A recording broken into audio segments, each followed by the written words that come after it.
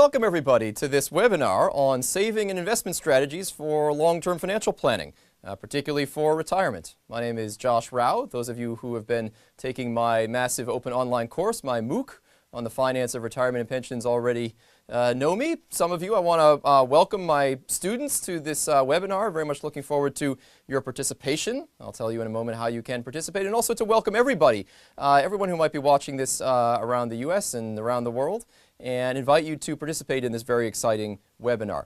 We're going to be talking today about the strategies for long-term financial planning, saving and investment, particularly when you're thinking about a strategy for saving for retirement. Talk a little bit about some of the conventional wisdom, and we'll be asking whether that conventional wisdom is right for everybody or not. So welcome to all. I'm really excited today about the panel that we have here with us today. I have three very esteemed guests. I'd like to introduce them now. So the first guest with me here is William Sharp, Bill Sharp, the Stanco 25 Emeritus Professor of Finance at the Stanford Graduate School of Business. Welcome, Bill. Bill has a PhD and a master's degree and a bachelor's degree in economics from UCLA. So he did all of his education at UCLA. He joined the faculty here at Stanford in 1970. And in 1990, he received the Nobel Prize in Economic Sciences. He is one of the originators of the capital asset pricing model, a model that will be familiar to my students. And he also developed the Sharpe ratio for investment performance analysis, named after him. He's published articles in every possible professional journal. He's written several books, including Portfolio Theory and Capital Markets, and we're delighted to have him with us here today. My second guest is John Amerix. John Amerix is a principal and head of active equity research at the Vanguard Equity Investment Group. His team manages or co-manages Vanguard's active stock funds using quantitative methods. Vanguard, as many of you know, is a mutual fund firm, an investment firm with around $2 trillion in assets. They provide mutual funds and exchange-traded funds, have been doing mutual funds since 1929. He's also done a great amount of academic research published in top journals. So welcome, John. Delighted to have you here, John Amerix. And my third guest today is John Cunniff. John Cunniff is a managing director and quantitative portfolio manager for the TIAA-CREF organization since 2006. TIAA-CREF was founded in 1918, and it's also an investment firm. They specialize in the needs of nonprofit organizations and their employees. John Cunniff was previously the director of U.S. research at Morgan Stanley Investment Management and has been a portfolio manager at several other investment firms. So welcome to my entire panel, and thank you all very much for being here. Now, I'd like to call your attention to some of the features of this webinar today.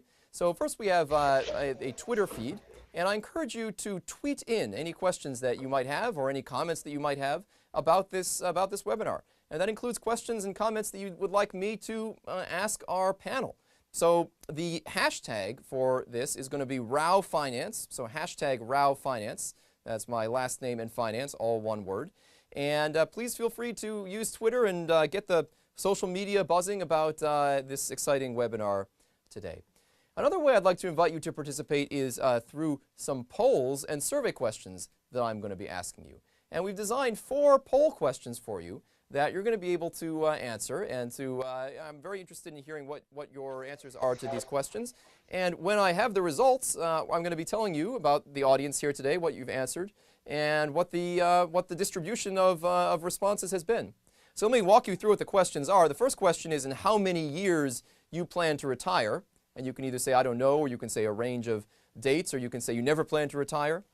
The second question is going to be what percentage of your 401k, or you can also answer this, if you have other employer-provided defined contribution funds, what percentage of those funds are invested in stocks or equity mutual funds? So I'm interested in how much stock market investing you all are doing. So I think that'll be a very interesting question. The third question I'd like you to talk about, answer yes or no, is do you think, this is an opinion question, do you think that stocks are safer in the long run than they are in the short run? Yes, no, or I don't know. That's a question for you. And the fourth question is whether you have reduced or do you plan to reduce your exposure to stocks in your 401k or other defined contribution retirement account as you approach retirement, yes or no. So I'm very much looking forward to seeing your responses to these survey questions and to presenting you with the distribution of responses that this wonderful viewership here gives. Well, with that, I'd like to jump right in and turn to the themes for today and start right out by asking my panel the first question that I had, which is really, I want to know, maybe John Amerix, maybe you can start out with this. What is the number one consideration that people planning, doing long-term financial planning, particularly planning for retirement, what is the number one consideration that they need to be thinking of? You need to start saving. You need to get in the plan. Very simply, there are a lot of people out there with opportunities to save that they're not taking advantage of. And so I would say the number one thing is make sure you participate and start putting something away through the vehicles available to you. Mm-hmm. And what, in terms of make sure you're participating, what exactly should people be participating in? Maybe you could just be a little more specific about what are the opportunities people have got? Yeah. The big one that a lot of people have are 401k plans through their employer, or 403b plans if they're in the nonprofit sector. Those plans will allow them to defer portions of their income and put those away for the future and invest them. And we'll talk a little bit more about how they can invest them later. And importantly, many of those plans feature what's called an employer match, which essentially provides an additional incentive for people to save. If you put 4% of your pay in, your employer may match up to, say, an additional 4%. You should definitely take advantage of that. You get an immediate return on your contributions by doing so.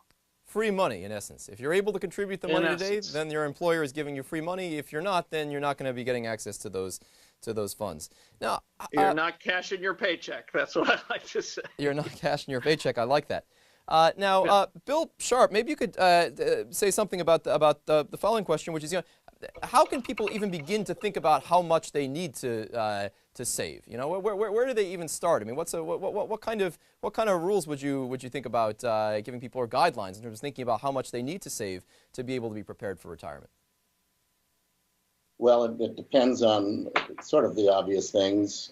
How many years you've got before you plan to, or at least hope to retire.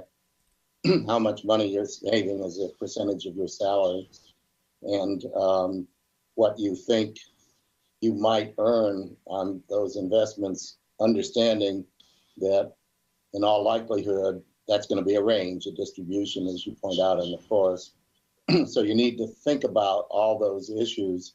There are rules of thumb that if you start at a fairly young age, the total that you and your employer need to put in as a percent of your salary is probably somewhere between 15 and 20%. Now that's making a lot of assumptions, but I think the important thing that number is typically larger than most people think it is required. And you've got to save a lot in almost every circumstance, and so you've got to find a way to put in numbers that are in that range. And John Caniff, you agree with that? What kinds of saving strategies do you advise for your clients? Yes. Well, your class earlier on savings for retirement had an assignment, and you had a 10% contribution rate. The Employee Benefit Research Institute in a recent study showed that the average American is contributing 7% of their salary to retirement. So as Bill Sharp mentioned, those numbers Americans generally need to save more for retirement. Definitely look for opportunities for company match, and consider a plan. Consider retirement readiness. Look out many years in the future, or if you're approaching retirement, potentially meet with a financial advisor and have a budget for your retirement, and look at how your investments can match income, create income, and match that for your budget.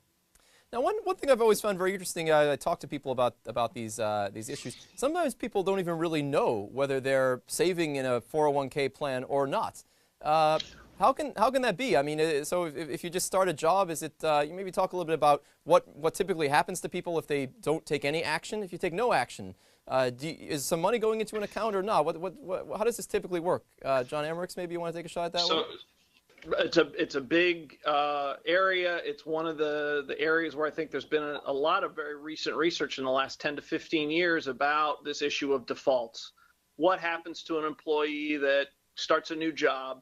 Are they in the plan to begin with or not? And 20 years ago or even 15 years ago, The normal situation was you had to get up and proactively go sign up for the retirement plan in order to be in it. And surprise, surprise, lots of very young workers who were in their first job were not real interested or real cognizant of these issues around retirement saving, and a lot fewer people signed up for those plans than I think most benefits officers, most policymakers would like to have seen. You know, research that's been done by behavioral economists and others over the years has shown an incredibly powerful effect of just flipping the default on its head, auto-enrolling people into a plan. And that will get people to save. It will solve the first problem that I told you needed to be solved. It gets someone in the plan and saving, but it can raise other issues, as you mentioned, of people not being aware of what's going on. But you know, that's ultimately, you've got to get involved, you've got to get engaged to understand what's happening with your retirement money, and it's very important to do so as young as you can. So if I might just sort of summarize just something we've heard, you know, for those of you out there, I mean, it may be that you're watching this and you're thinking, well, what exactly is going on? Am I contributing to my own retirement fund right now or not? You may not remember what you did when you signed up for your job. You may not remember how much money is going in there, and it might be useful to, especially you know, those of you who are students in the open online course. You know, we've done this kind of spreadsheet modeling. It might be useful for you to compare what it is. You know, go look up what is it you're actually doing. Are you really contributing to your 401k or not? How much money is going in there every month, and is it likely to be sufficient? By the way, as I'm mentioning the MOOC, one thing I did want to do is I wanted to just invite all viewers, even if you just tuned in just for this webinar, to feel free to check out the MOOC. The link to the MOOC is available online. It's available. You can see it, the same link that you found this webinar at. You can also find the link to the MOOC. And feel, you know, anyone is welcome. It's not too late to sign up. Feel free to just sign up and check out all the interesting things that we're doing there. The URL is www.novoed.com/rao-finance. So inviting everybody to feel free to check that out. So going back to the panel now, just a couple of other issues about saving I want to talk about before we move on to investing, to asset allocation. And one big question I was wondering about is it seems like people are increasingly kind of doing things to try to access their money from their 401k before the time that they're actually retired. Anybody want to, maybe Bill Sharp, you want to talk a little bit about that? I mean, do people you know, borrow from their 401ks? Is that a good idea, to be borrowing money from your 401k to try to move consumption forward? I would say, as a general rule, probably not a good idea. There are obviously circumstances in which it may be necessary if there's an emergency need for funds. But since the major problem that we see is that people don't seem to be saving enough, if you borrow, that is therefore less, unless you pay it back, and that may be questionable whether you will or not. Then there are all kinds of tax issues, which I can't say I fully understand, but I think we should be negative about borrowing, absent a really compelling reason. I believe in most cases, if you lose your job or you quit, you owe the money back. Is that right, John Amerix? Do I understand that correctly? That is a feature of the 401k system for sure. I believe the rules are slightly different for different types of plans, but for most people that are in the private sector, that's going to be an issue. That's one of the things you really should worry about if you don't know whether you're required to pay it back when you lose your job or when you change jobs. You should ask at the time you go to get the loan. Mm-hmm. Well, now, what about people who are approaching retirement? Actually, I was looking at some of the survey results, the distribution of your responses to the question, not from today, but the question in the MOOC about how many years away you are from retirement. I noticed that there is definitely a mass of people in this course who are 0 to 10 years before retirement. And I imagine that some of you, if you've been taking this course, you might have actually taken a look at your own accounts. And some people may have seen, well, gee, actually, it seems like I have this kind of hodgepodge of accounts from old jobs. You know, I have a 401k from this job, and I have an IRA here, a Roth IRA here. You Actually, I'll stick with you, John Amerix. I mean, what do you advise people to do who are, say, 0 to 10 years away from retirement, getting close, and they have this kind of hodgepodge of accounts out there? What do you have any advice for those people? Well, I think the hodgepodge by itself, it doesn't necessarily create a problem. I want to be clear about that. We would argue, as well as most other financial services companies, that consolidating your assets, allows you a lot of convenience. It is harder to manage when you have a lot of things in different places. But the bottom line is, if you've got to look at all of that together, and if it constitutes a diversified portfolio, it may not necessarily be a problem. So by consolidating, you mean maybe rolling over into a traditional IRA or even perhaps a Roth IRA? Right, that's correct. And there are an awful lot of tax issues too, tax and other legal issues that you need to sort through. There are trade-offs to be made when you make those rollovers, and it may be one of those areas where, especially for people close to retirement, John C's advice about talking to an advisor to work through some of these things gets increasingly important, especially if there's company stock in a 401k plan, because that's subject to special treatment according to the tax laws that you probably ought to think about. Company stock in a 401k plan, well, that gets to the next kind of general set of topics I want to discuss, which is investment strategies in 401k plans. And many of you are probably thinking, okay, I get the message. We need to save a lot. And all right, so now that let's suppose we've kind of optimized this saving, what should we be investing in? Now, John Amerix, you just alluded to the idea that there are a lot of people out there who are investing in company stock, the stock of their own company. Actually, I want to turn to Bill Sharp a little bit about this, since Bill is one of the founders of modern finance theory. I mean, what does modern finance theory tell us about whether you should be investing in your own company's stock or not? Simple answer: bad idea. The argument is that in many situations, if not all, certainly, but most, there's plenty of company-specific risk in your job, in your employment. If things go bad in your company or in your industry, your job may be jeopardized. You may have to suffer a cutback in salary or hours, what have you. So the last thing you want to do is add to that specific risk. The basic mantra of being widely diversified would argue that when you take the human capital into account, you've got a concentration of some sort, depending on your job, company-specific risk. So adding to that by holding company stock is not a good idea. There's a tension here because many companies want employees to have company stock, give them incentives to work harder and be more devoted to the company. So there's a tension between what might be good from a company policy standpoint and what is good from a strictly investment standpoint. But by and large, a lot of people in the investment industry would say 10% or under. Absent compelling reason, keep it down in the single digits if you must do it at all. I mean, in essence, your eggs are sort of already in that basket.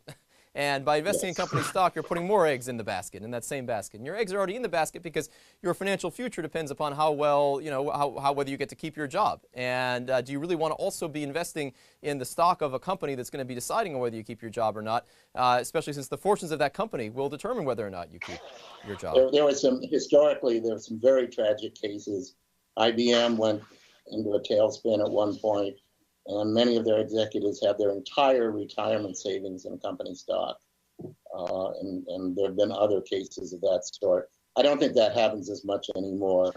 Most 401k plans are cognizant of this issue, and they tend not to encourage people to have huge concentrations in company stock. But it's something to watch out for. Definitely it's a red flag. Well, I want to talk now just about more generally about investment strategies. So let's suppose that you've reached the point where you've sort of optimized your saving strategy and you're saving as much as you can. You're taking advantage of employer matches.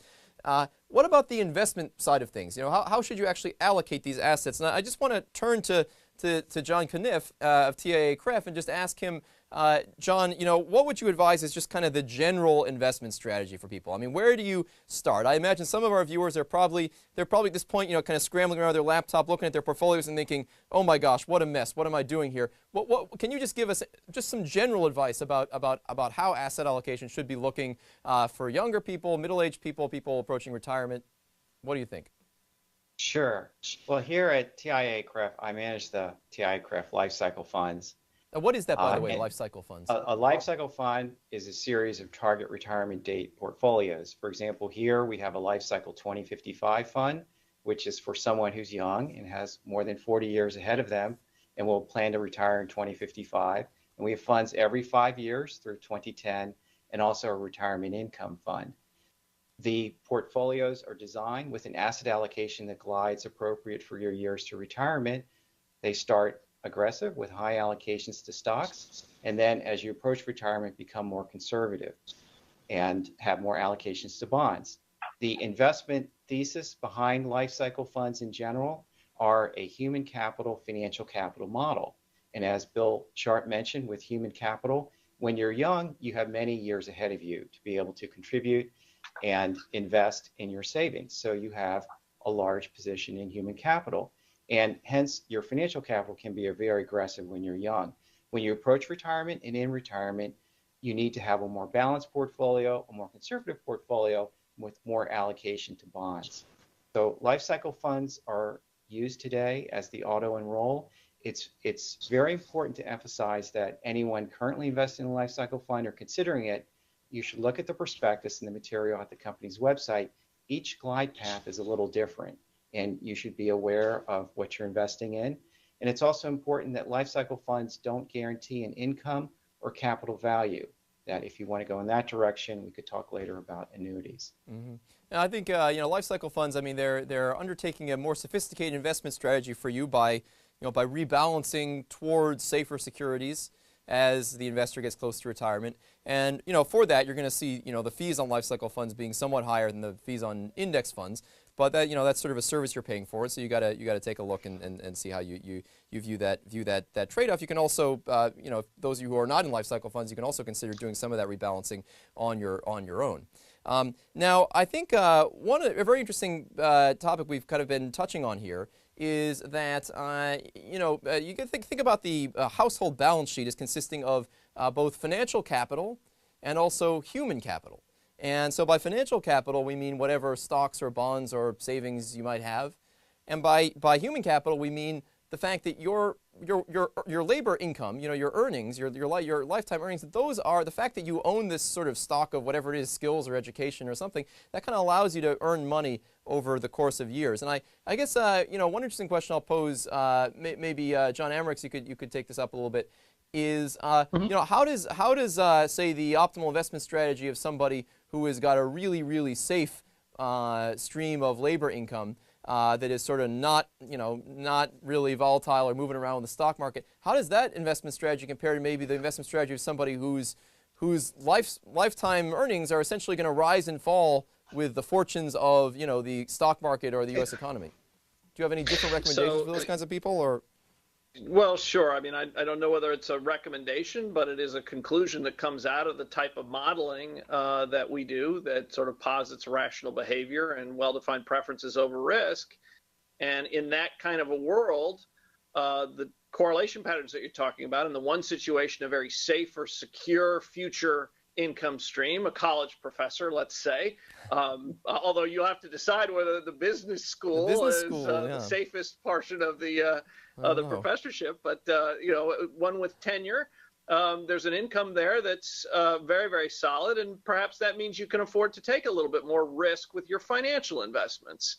And on the other hand, someone who's working in the finance industry, whose human capital paycheck and certainly bonus payments may be correlated with what happens in the equity markets, might want to think very carefully about exactly how much of their eggs they want to put in that basket. It's sort of a very similar problem to the company stock problem, just sort of one step removed. Company stock is very specifically tied to your human capital. Now we're kind of talking about relationships that are a little fuzzier, and there's room to move around the edges. Yeah. In general, estimating those correlations over very long periods of time is very, very tricky business, for sure. Now, Bill Sharp, what do you think about life cycle funds and the strategy of life cycle, life cycle investing, where you want to invest in the target date funds such as the ones described by John Caniff, where the investors are getting rebalanced towards something that's less risky as the investors approach retirement. What do you think of those strategies, and how do they how do they tie in with the economic theory surrounding asset allocation? Well, I think as both John said, the best rationale for what's called the glide path. Start out with a relatively high portion in stocks, glide down to lower portions. The rationalization or rationale for that is the human capital argument. As when you're young, the present value, if you will, of your future savings from your earnings is large and your financial capital is small. So you need to sort of think about the risk and return of the totality. And as you go closer to retirement, those proportions change. And so to keep, if you will, the same overall risk and return, you need to rebalance along some sort of glide path. Two things I think are important to point out. The target date funds or life cycle funds are designed with some notion of a, quote, average investor in mind. Average in terms of your profession and its risk, average in terms of your risk tolerance, what have you. So if you differ from the average, you're more willing to take risk, or you have a different profession, then that means you have to either do something different or maybe find a life cycle fund that's designed for somebody older or younger than you are. The other thing I'd point out, the argument for a glide path increase in conservatism, to the extent it's based on human capital, falls away when you retire. And we see some funds that continue to do the segue post-retirement. I'm a little bit stressed trying to figure out, what the rationale for that is. And then the final point I would point out is that when you look at funds for people retiring in, let's say, 2035 across different financial providers, they differ considerably.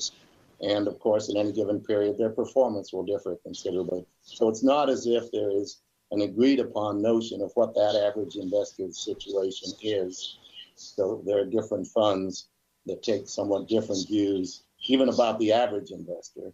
So there are a lot of uncertainties there. But that said, the basic premise is I think, good up to retirement. Yeah, and I think it's also worth emphasizing that different life cycle funds are going to be rebalancing you towards different actual investments. So some will go more heavily into longer-term nominal Treasury bonds, some into shorter-term Treasury bonds, some into TIPS, Treasury inflation protected securities, which are protected against increases in inflation, some into cash, maybe some into other things. So it seems worthwhile, if you're going to investigate these products, to really look at what they're rebalancing into and consider the risks of those investments as well. I think if your horizon is short, then long-term Treasury bonds, they carry some risks. And but lest we leave it, as you've emphasized over and over again, expense ratios. Critical what the actual fees and expenses are. I'd like to bring in a tweet, actually, that we've come from Phil Geller at Working Max. He's tweeted, in retirement, how do you go about spending down a diversified portfolio? What do you sell off first, and what do you retain? And that's very good timing, because I was just thinking about trying to get to some of those ideas. What do you do if you reach retirement and you say, I've done my best now, I have this nest egg or this balance? What should I do? Maybe John Caniff, do you want to take a shot at that one? Sure. Yes. Well, as I mentioned before, meeting with a financial advisor, looking at retirement readiness, you can have a budget for retirement, and then you have different possible sources of income. You have Social Security, potentially, 401k savings that you can draw down, potentially a defined benefit plan, annuities, or other savings.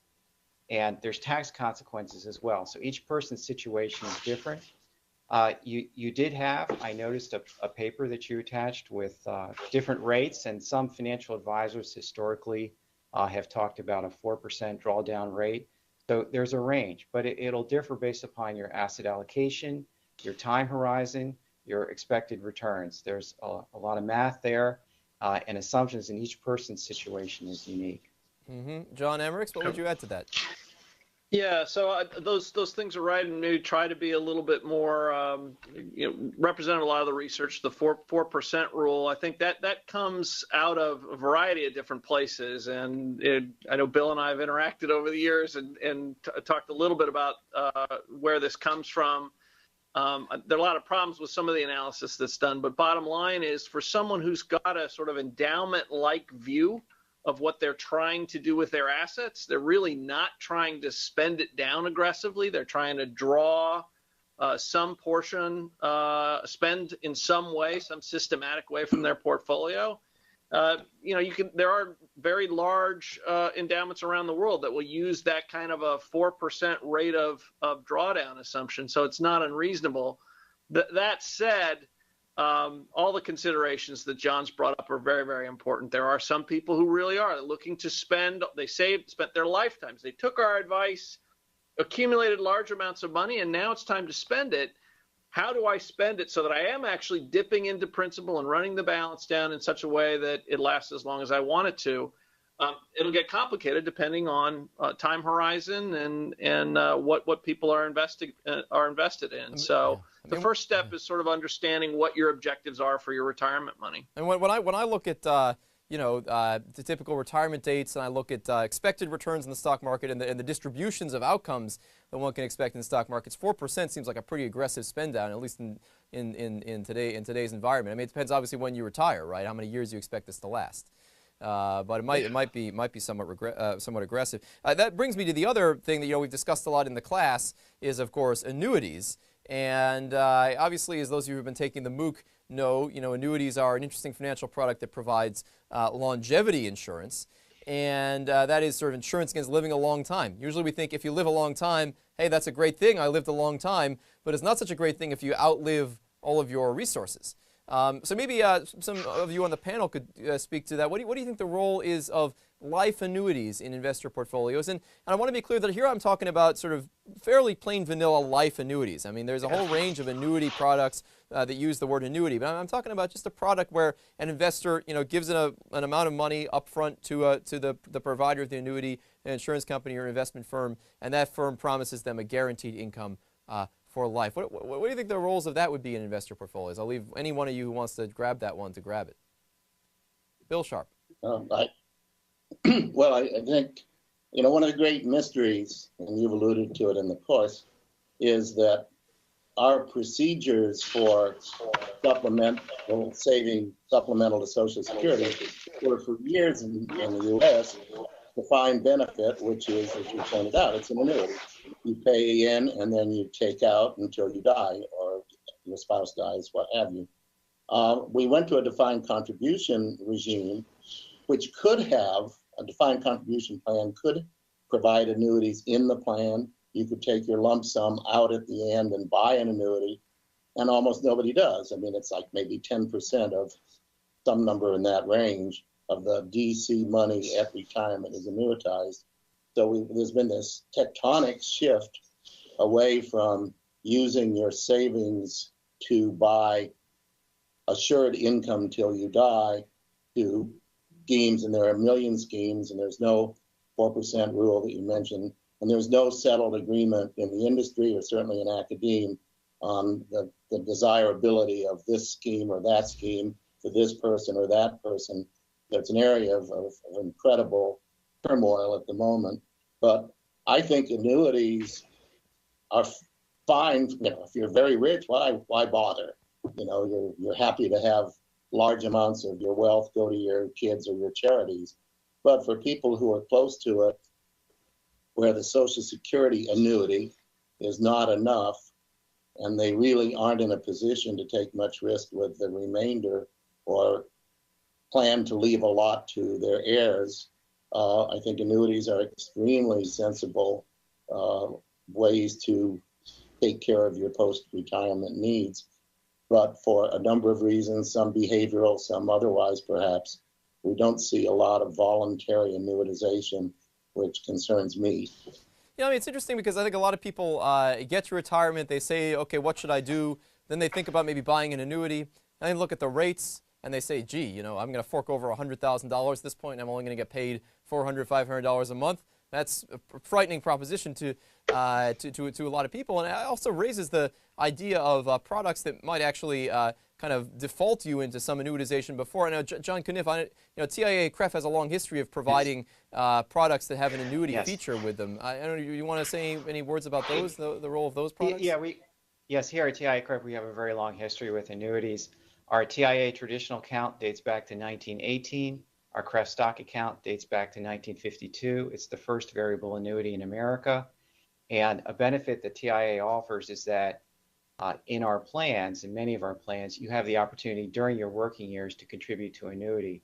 And that seems from a behavioral point of view, as Bill Sharp was mentioning, that can help people stay in annuity through retirement.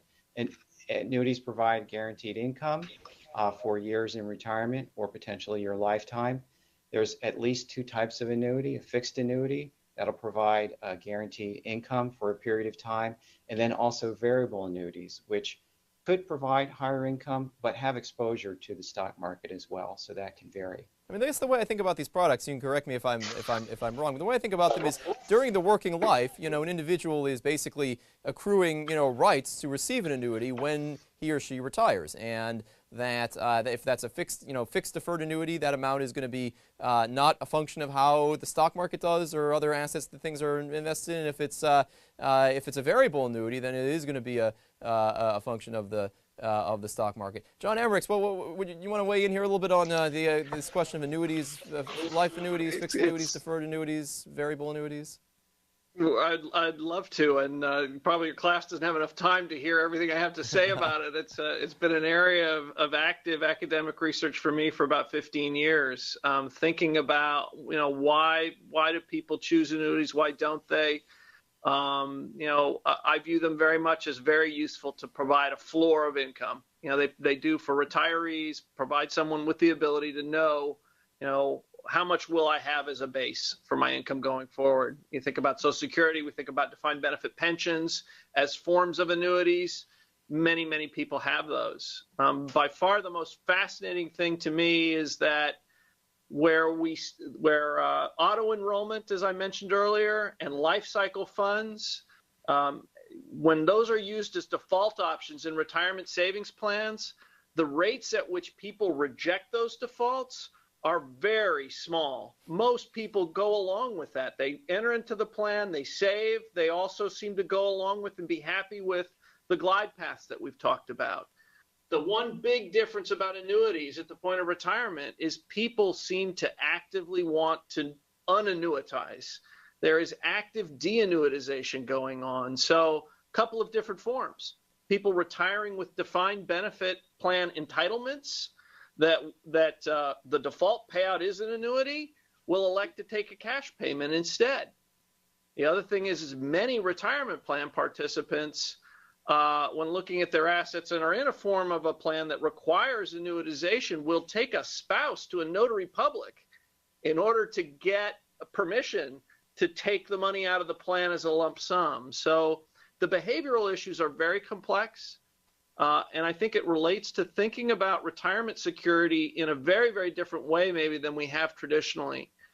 Income is very, very important. We need to have some, but there are expenditures and events that happen in retirement that are not linear in nature, that are not, you can't buy insurance for them. You can't know that it's going to cost you X dollars a year for the rest of your life to deal with long-term care necessarily. And you know, those types of risks are what I'm currently studying, trying to find out whether, as Bill mentioned, is this irrational? Is this people saying irrationally that I can do better and I don't have to worry about longevity risk? Or is it something that's a little bit more reasonable and rational, that no, I can't predict what my situation is going to be in 20 years. I want to maximize flexibility and I need liquid assets to do that. We don't know the answers right now. We don't know the answer. So, yeah, I'd like to turn and take another tweet. I'm also looking forward in a minute to getting the poll results. So let's take another tweeted question from Yichen Chang, I-E-C-H-E-N. Are financial advisors worth it at 1%? Most don't want you unless you have $1 million.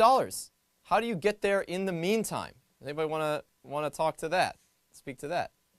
Bill Sharp, please, Professor.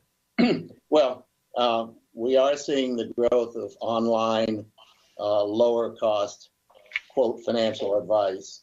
At this point, it's very highly varied quality, but as you point out in the course, 1% is a big chunk. If you're going to take, say, 4% out, and your advisor is going to take another 1%, in some ways you're losing 1/5, 1% divided by 4 plus 1, which is a huge hit. Vanguard has tools that can show you this in the accumulation phase, but you better be getting an awful lot if you're paying 1% a year every year during your retirement. So there needs to be some way, and there are other procedures. Sometimes through your employer, you can get what amounts to a tailored procedure post-retirement as well. Mm-hmm. But we need to bring the costs down significantly. That's just too much. Mm. Well, I want to actually go over some of these survey results if we've got them. It'd be great to be able to tell you how people answered the survey. So in how many years do you plan to retire? Of our viewership, it turns out that about 25% of you are retired. Only 3% of you do not plan to retire. 11% of you have got 30 or more years to retirement, and around a quarter of you have got 10 to 30 years to retirement, and 34 of you have 0 to 10. So 34% have 0 to 10. So I would say, and we had over 1,500 votes here. So I would say there's definitely a lot of people who are getting close to retirement who are thinking about these issues. If we have the other questions up there, it'd be great to see those. What percentage of your 401k do you invest in stocks or equity mutual funds? Well, this is great. We got a great distribution here. So we've got about 10% of you invest less than 20%, 8%, 20 to 40%. And then a lot of people, around 30% investing 40 to 60%, 60 to 80, and 80 to 100. So a fair number of stock investors here. The next question was related to whether you think stocks are safer in the long run than they are in the short run. And 74% of our viewers said that stocks are safer in the long run than in the short run. And 17% said no, 9% said I don't know. Now, before I go to that last question, which was about life cycle strategies, I just like somebody on the panel, maybe John Amerix, could speak a little bit to this question of whether stocks are safer in the long run than the short run, because there definitely seems to be a view out there that they are. What do you think of that?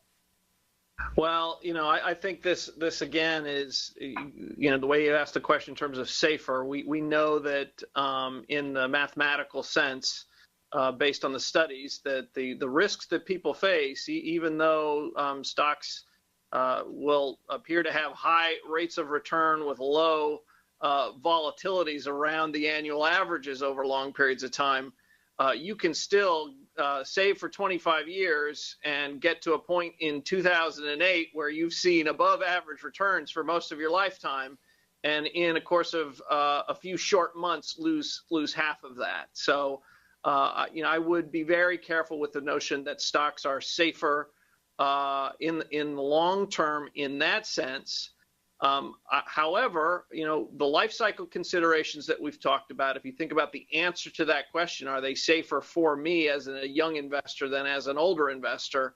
Because of the flexibilities that human capital provides, they can make a little bit more sense for younger investors than for older investors, but it shouldn't be interpreted as a safety of the investment option itself. I have to go to Bill Sharp. I have to go to Bill Sharp and ask him what he thinks is one of the founders of finance theory. I need to ask this question to you, Bill. I should tell you, this statement has driven me crazy for 50 years, and that's 50. It comes from a really misleading kind of analysis in which you say, what is the average or the geometric return we've talked about over 100 years versus 50 versus 10. Here's the simple idea. Put $100 in stocks today. Look at the range of how much you would have in 1 year, and look at the bad part of that.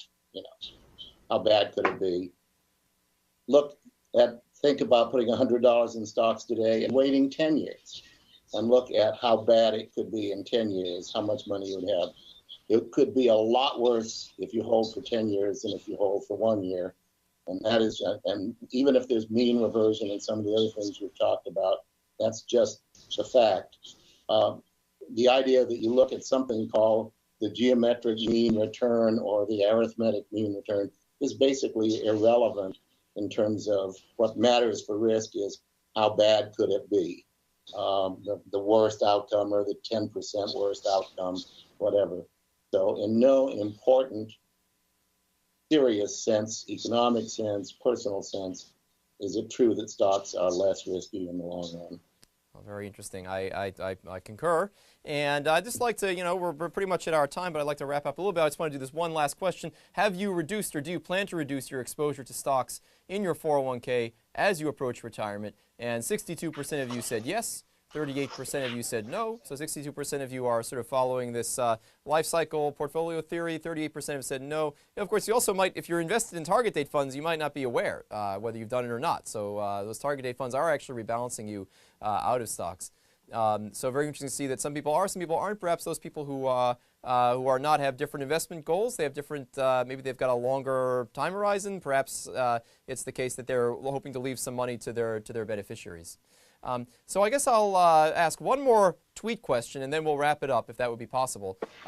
So someone has asked, Patty Eisenhower has asked, as some of us near retirement in 10 years, are investments like bond funds really less risky than stock mutual funds? So what about bond funds? Are they less risky then in that case? Are they really less risky?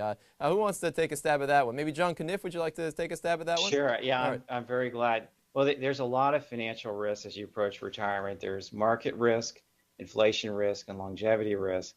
I mean, one way to offset market risk, which is you invest in stocks, they may fall and be volatile, is to invest in bonds. Yields currently are low, but they do pay coupons.